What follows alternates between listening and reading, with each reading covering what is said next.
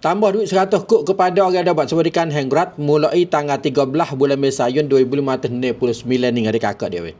Amo kena royak dulu weh. Dia kata video ni amo takak pada hari ni hari Sabtu ketika jam pukul 7.52 minit malam. Sabtu 11 Mesayun 2059 kalau adik kakak pergi ikuti ketika lain mungkin maklumat iaitu ada perubahan. Hari ni kan adik kakak 4.11 hari Sabtu 4.11 hari ni Jemaah Menteri Kanak Rata Menteri mereka bersua muka di atas satu meja kecap kira tetap nak keluar beberapa projek untuk beri pertolongan kepada rakyat seluruh negara adik kakak dia weh. Sebenarnya ada banyak perancangan, banyak projek yang telah kecap bicek kecap kira adik kakak. Tapi ada salah satu projek yang diperhatikan oleh masyarakat pada masa sekarang learning berkenaan dengan tambah 100 kuk bagi orang ada bersubadikan Hengrat. Kerana adik kakak sebelum daripada ni ambok istihar goyak katanya KJN nak bagi semenjak awal bulan Mesayun baru ni lagi. Tapi gigi mari-mari tiba-tibanya tak jadi satu Mesayun. Sebab apa? Ketika tu KJN KJN sementara mereka tidak berkuasa untuk nak lulus satu-satu projek kecuali dapat pengesahan daripada pihak suruhan pemilihan raya ataupun dapat pengesahan daripada Kokota dulu adik kakak.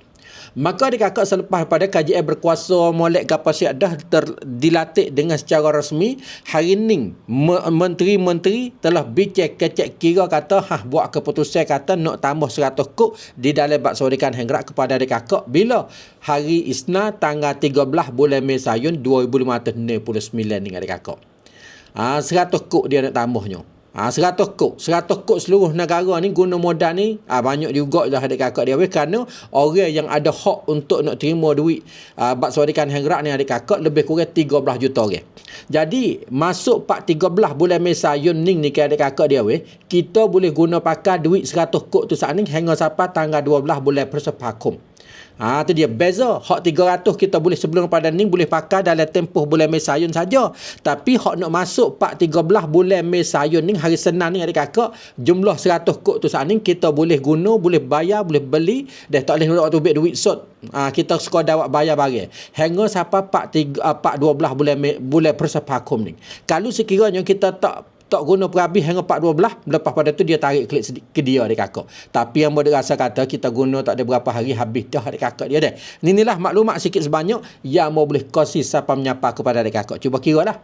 100 kuk lebih kurang 30 hari tu jatuh berapa kuk sehari adik kakak.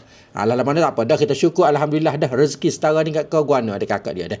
Siapa dia nak buat haji dan umrah ingatlah kepada Al-Hikmah Tour. Hari ni boleh long tabian ataupun daftar nama untuk haji tahun 2570. Ada 3 pakej. Pakej VIP, Tengah dan juga pakej dak sampai 45 hari. Dan hari ni dia buka terima untuk buat umrah bulan 10 bulan Tukla. Ada 2 grup 12 hingga 20 ni Tuklakum dan juga 14 hingga 28 Tuklakum. Harga RM99,000 sahaja. Setiap kali nak buat haji buat umrah, ingatlah kepada syarikat Al-Hikmah Tour diurus oleh Ustaz Sabri Palah. Maklumat lebih lanjut, segera berhubung mengikut nombor telefon di bawah selalu.